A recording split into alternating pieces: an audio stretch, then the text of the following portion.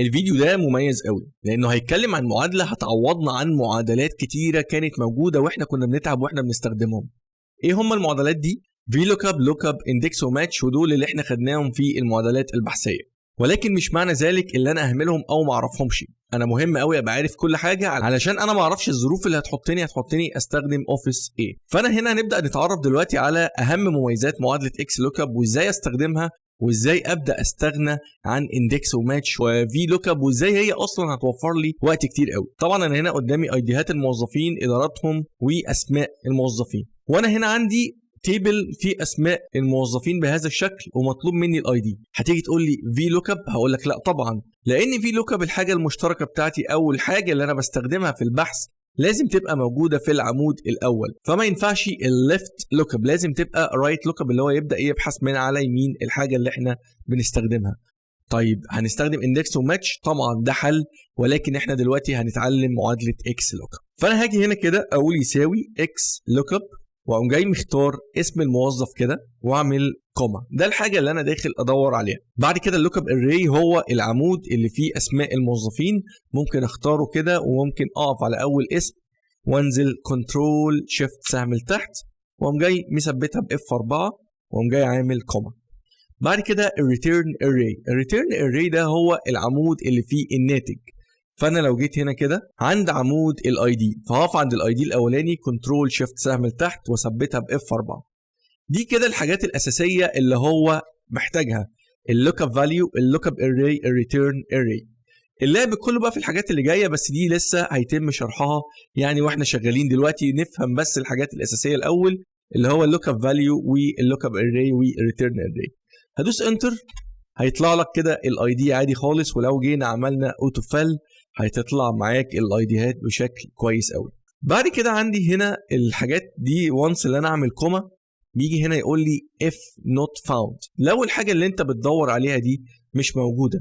هنتغاضى عنها دلوقتي ونعمل كوما. بعد كده عندي الماتش مود اللي هو الاكزاكت ماتش، والاثنين اللي بعدهم دول اللي هم الخاصين بالابروكسيمت ماتش، والثالث واحده اللي هي اسمها وايلد كارد. طبعا احنا الديفولت بتاعنا اكزاكت ماتش، مش هتضطر انك تيجي زي في لوك اب وتقعد تعمل اكزاكت ماتش 0 ابروكسيمت ماتش 1، لا احنا الديفولت بتاعنا اكزاكت ماتش، وده طبعا توفير في وقتك يعني رهيب قوي.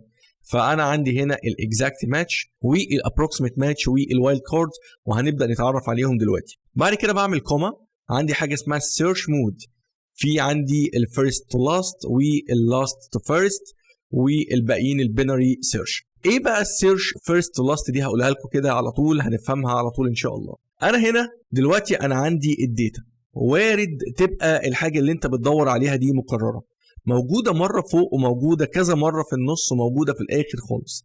انا هنا الفيرست تو لاست هيجيب لك اول نتيجه، اما اللاست تو فيرست هيجيب لك اخر نتيجه. فانا هنا مثلا لو اخترت دي كده، فانا عندي هنا اسم الشخص ده هو الاي دي بتاعه 4، فانا لو خدته كابي كده ونزلت تحت عند الاسم ده اللي هو اي دي 26 وعملت له بيست، بعيدا عن ان في دوبليكيشن او اي حاجه، انا هنا ما تاثرش بحاجه. ده ببساطه شديده لان انا عامل له فيرست تو لاست. انما لو جيت كده مسحتها اللي هي الواحد دي وخليتها -1 اللي هي لاست تو فيرست ودوست انتر، هيبقى اي دي 26 اللي هو من تحت. اما البينري سيرش دي بقى بيبدا يرتب الحروف ابجديا. لو انت مثلا بتدور على تكست فيبدا مثلا ايه، لو انت عملت له ascending اللي هو يبدا من A to Z فيبدا يجيب لك الحاجات اللي بالحروف الابجديه الاول، لو ديس ascending يبدا يجيب لك من Z. فاحنا هنا الحته دي كنا بنتكلم عن الجزئيه بتاعه السيرش مود، ودي مهمه جدا جدا، وفهمنا ان اكس لوك اب هي بتعوضك عن اندكس وعن ماتش، يعني حاجه بتوفر عليك معادله طويله قوي وكانت متعبه فعلا، ولكن انت لازم تبقى عارف ده وعارف ده. ندخل بقى على مثال تاني في اكس لوك اب عشان نبدا نفهم فيها اكتر. دلوقتي المثال اللي قدامنا انا عندي مجموعه من الموظفين ومرتباتهم ومحتاج شويه بيانات كده. البيانات دي موجوده في شيت داتا اللي هو قدامنا ده، في اسماء الموظفين والبونص واسم الموظف. فانا هنا عايز ابدا اجيب البونص بتاع كل موظف من الموظفين دول، فهاجي هنا كده اقول يساوي اكس لوك اب واروح على الاسم الموظف واعمل كوما. بعد كده اللوك اب اري او العمود اللي فيه اسماء الموظفين دي، ارجع للداتا. طبعا لو ما كانتش اكس لوك اب وكنا بنستخدم في لوك اب المعادله دي ما كانتش هتنفع. نعلم عليهم كده ونثبتهم ب F4 كوما. بعد كده الريتيرن array او العمود اللي فيه النواتج اللي هو البونص او البرسنتج بتاعه البونص، فهعلم عليها كده واقوم جاي مثبتها ب F4. نقفل القوس وندوس انتر. هتبص كده هتلاقي البرسنتج نزلت لك هنا. طيب هنيجي بقى دلوقتي نعمل اوتو فيل. هنلاقي ان بعض الموظفين طالع معاهم هاشتاج NA اللي هو الحاجه دي مش موجوده، ده عشان ما نزلهمش بونص او ما الى ذلك. هل هنستخدم معاهم معادله اف ايرور ولا هنعمل ايه؟ لا، معادله اكس لوك اب مدمج معاها الاداه اللي هي بتخليك اذا حصل ايرور يديك ناتج. فانا دلوقتي هفتح كده المعادله واعمل كوما. بيقول لي هنا if not found، يعني هيديني ايرور من الاخر. انا ممكن اقوم جاي حاطط الناتج هنا يبقى 0 وادوس انتر واعمل كده اوتو فيل تاني. هنلاقي ان كل النواتج اللي كان فيها اخطاء اصبحت 0. وعشان اجيب هنا الماكس بونص هاجي كده في الاخر خالص واقول في، واقوم جاي مختار المرتب واقوم جاي اعملها كده اوتو فيل واحولها من نسبه الى رقم عن طريق الكوما ستايل. فانا كده جبت الماكس بونص او البونص بتاع كل شخص. طيب لو انا اصلا همسح كده ده، لو الداتا بتاعتي جايه هورزنتال يعني افقيه، هتيجي تقول لي هنستخدم اتش لوك اب، هقول لك لا برضه غلط، لان الحاجه اللي احنا بندور بيها موجوده في اسفل الجدول مش في اول الجدول. اذا انا محتاج استخدم اكس لوك اب. فهاجي هنا واقوم جاي قايل كده اكس لوك اب واقوم جاي مختار اسم الموظف كوما، ارجع للداتا اختار اسماء الموظفين، اعمل كده كنترول شيفت سهم يمين واثبته واعمل كوما، ونيجي عند الصف اللي فيه النسب ونقف كده عند اول نسبه كنترول شيفت سهم يمين اثبتها ب F4، اقفل القوس انتر. نيجي بقى كده نعمل اوتو فيل. هنلاقي برضو الهاشتاج ان ايرور هنتصرف بنفس التصرف اللي احنا اتصرفناه من شويه. هنيجي هنا كده ونقول كوما 0 عشان الناتج يطلع 0 ونعمل لها كده اوتو فيل. بعد كده نضرب في السالري بتاعي ونعمل لها كده هنا اوتو فيل. فانا كده عندي اهو الرقم او البونص بتاعي.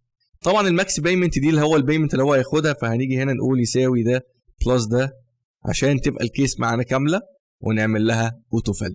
عندي كمان ميزه رهيبه موجوده في اكس لوك اب مش موجوده في اي حته ثانيه، وهي الوايلد كارد، واللي بتساعدك انك تسيرش بكلمه موجوده في قلب الخليه. يعني مثلا هنيجي كده عند الموظف الاولاني وهناخد منه اسم بابا اللي هو ميلر، وهنيجي هنا كده وانا دلوقتي عايز اسيرش على حد او عايز اعرف مرتب حد هو والده اسمه ميلر، يعني جزء من التكست اللي في الخليه موجود معانا واحنا مش معانا التكست كامل.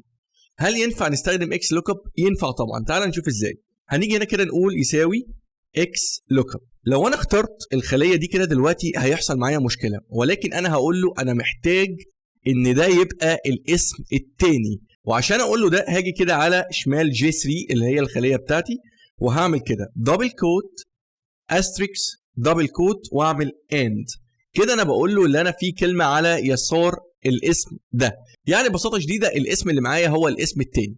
طيب لو الاسم اللي معايا هو الميدل نيم او الاسم في المنتصف وانا معايا اسم ثلاثي، هاجي على شمال جي 3 كده واقوم جاي عامل اند دبل كوت استريكس دبل كوت. طب لو كان هو الاسم الاول وانا معيش الاسم الثاني، هحط جي 3 الاول بعد كده اند دبل كوت استريكس دبل كوت. هي دي فكرتها. واقوم جاي عامل كوما. بعد كده اللوك اب اري عندي هنا الاسماء واعمل كوما. الريتيرن اري هنخليه العمود ده اللي هو فيه المرتبات السنويه وادوس انتر. هيطلع معايا ايرور. ده ببساطه شديده لان انا ما استخدمتش الاوبشن المتاح اللي هو اسمه وايلد كارد. فهنيجي كده نفتح المعادله واعمل كوما if not found اخليها 0 كوما.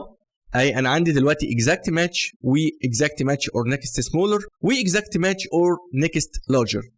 دول الاثنين دول خاصين بالapproximate match، ولكن انا دلوقتي هستخدم الوايلد كارد. هختارها كده وادوس انتر. هتلاقي ان صاحب الاسم الثاني ميلر هتلاقيه مرتبه 60270.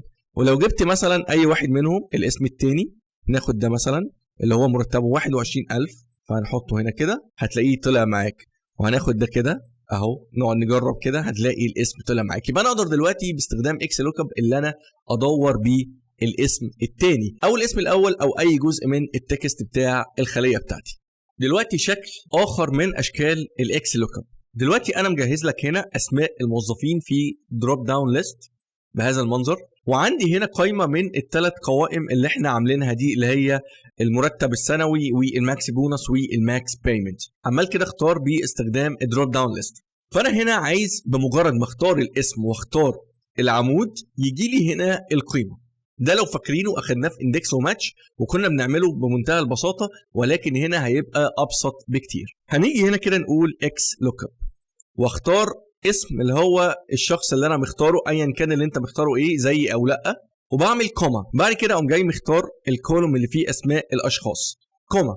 بعد كده الريتيرنت اري بتاعي، يعني انا عايز اي واحد من دول الثلاثه دول، ولكن عشان اعمل ده هو هيبقى تايه في وسط الاعمده دي كلها، وانا عايز هنا احدد له ان في وسط الاعمده دي كلها واحد من yearly salary او الماكس بونس. فهنيجي هنا بعد ما نختار الثلاث اعمده دول، هنيجي هنا كده في النص ونقول اكس لوك اب تاني. الاكس لوك اب عندي هنا الحاجه اللي انا بدور عليها او اللوك اب فاليو هو اسم العمود اللي هو جي 4، وبعمل كوما. بعد كده اللوك اب اري او الحاجه اللي داخل يدور جواها هو الييرلي سالاري او الماكس بونس او الماكس بيمنت، كوما. دلوقتي بقى ريتيرند اري احنا خلاص كنا اخترناها اصلا، اللي هم الثلاث اعمده دول بقى في الاكس لوك اب الاولانيه والثانيه، وبدوس انتر فبلاقي هنا كده لو نجرب ستيفي بريدج اهو، والماكس بونص بتاعه 5932 مظبوط. لو خليناها ييرلي سالاري هتلاقيها 21، وهكذا. لو بدأنا كده نختار ده مثلا وعملنا له كده الماكس بيمنت هتلاقيها كمان 49500. يعني احنا كده عملناها مظبوط واسهل من اندكس وماتش بكتير. دلوقتي هنيجي لاخر شكل من اشكال الاكس لوك اب، وهو الابروكسيميت ماتش اللي انا ادور على رقم ما بين رقمين. فهاجي انا كده محتاج ان انا اطلع حاجه اسمها نيو بونص من المرتب السنوي، ولو رحت للتاب الداتا هلاقي هنا المرتبات والبونص بتاعتها من 10000 ل 30000 0% بونص، من 30000 ل 50000 5% بونص، من 50000 ل 60000 8% بونص، من 60000 ل 100000 10% بونص، ومن 100000 فيما فوق 15% بونص. فانا هاجي هنا كده اقول يساوي اكس لوك اب، وهشتغل المره دي على المرتب السنوي كوما. بعد كده هروح لتاب داتا واقوم جاي معلم على السالري كده ومثبته باف 4 واعمل كوما. بعد كده الريتيرنت اري بتاعي او العمود اللي فيه الناتج اهو البونص، اقوم جاي مثبته كده باف 4 كوما.